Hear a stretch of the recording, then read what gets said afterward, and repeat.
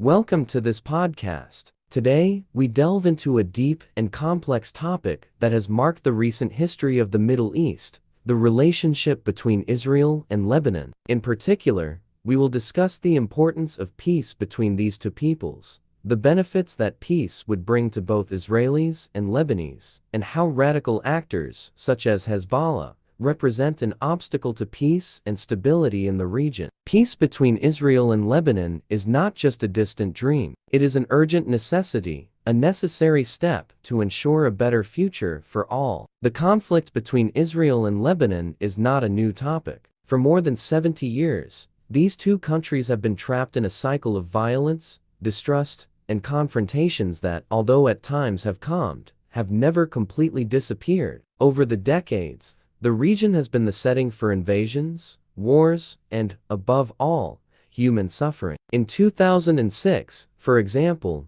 we witnessed a devastating confrontation between Israel and Hezbollah, which left thousands dead and displaced, and further worsened relations between the two countries. Although relative calm has followed this conflict, the underlying tensions remain a latent threat. However, today, we want to focus on a message of hope and possibility: peace. Because peace is not only possible, it would be tremendously beneficial for both nations. Benefits of peace for Israel and Lebanon. Let's imagine for a moment what peace could mean for Israel and Lebanon. Let's imagine that, at last, an agreement is reached that allows for peaceful coexistence between the two countries. For Israel, a lasting peace with Lebanon could open the door to long-term stability and security on its northern border. Instead of living under the constant threat of new conflicts, Israel could focus on consolidating its internal security and directing its efforts toward economic development and innovation. Moreover,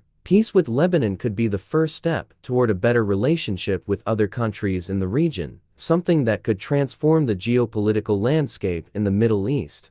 On the other hand, Lebanon would greatly benefit from peace. After decades of civil war, Israeli occupation in the south, and constant political instability, peace would represent an opportunity to rebuild the country. With peace, Lebanon could recover its place as a prosperous economic and cultural hub in the Arab world. Foreign investments, which now fear instability, could return, revitalizing the economy, creating jobs, and improving quality of life. The infrastructure that has been destroyed during years of conflict could be rebuilt, providing future generations with a safe and stable environment to develop. But beyond material benefits, peace would offer something much more valuable: the opportunity to heal. The trauma of past generations does not heal easily, but peace opens the door to reconciliation. People on both sides of the border could begin to see each other not as enemies, but as neighbors. Israelis and Lebanese could collaborate on common projects, share their cultures and traditions, and work together toward a better future. Hezbollah as an obstacle to peace. But, as in any peace process, we must also recognize the obstacles that exist. And one of the greatest obstacles to peace between Israel and Lebanon is Hezbollah. This organization is not just a military group. It is a political force that, in many ways, holds more power than the Lebanese government itself. Born in the 1980s as a response to Israeli occupation in southern Lebanon, Hezbollah has evolved over the years to become a militia with a strong political arm, even capable of influencing decisions in the Lebanese government. Although it originally presented itself as a group of resistance, today Hezbollah is seen by many as one of the main threats to stability in the region. Hezbollah has not only kept the conflict with Israel alive, but it has also been one of the main causes of instability within Lebanon itself. Over the years, this group has challenged the Lebanese government,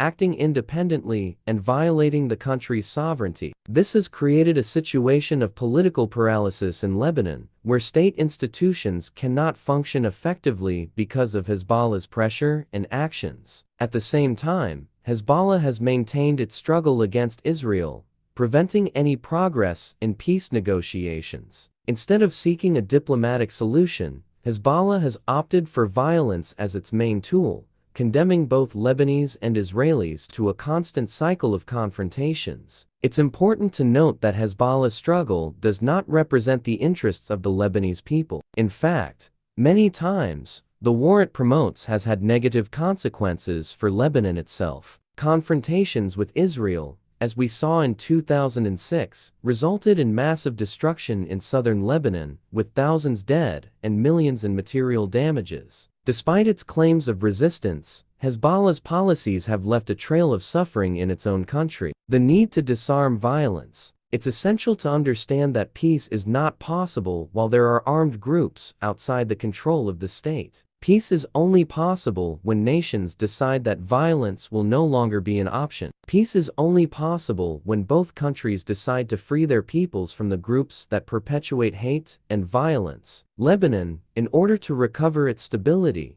needs a strong government that has full control over all of its territory. Israel, for its part, must recognize that security is not guaranteed through constant war, but through a genuine commitment to peace. Both nations must free their people from the groups that fuel hatred and violence. The international community also plays a crucial role. We cannot expect Lebanon and Israel to find a solution without the support of other global actors who can facilitate dialogue and promote peace agreements. The international diplomacy has the power to pressure Hezbollah to abandon violence and allow Lebanon to regain its sovereignty, while also supporting Israel's efforts to achieve lasting peace. Today, more than ever, we must remember that peace is not a utopia. Peace is a necessity. It is an urgent need for the people of Israel and Lebanon. Violence has caused enough suffering. It is time for the leaders of both nations to take the step toward a future where,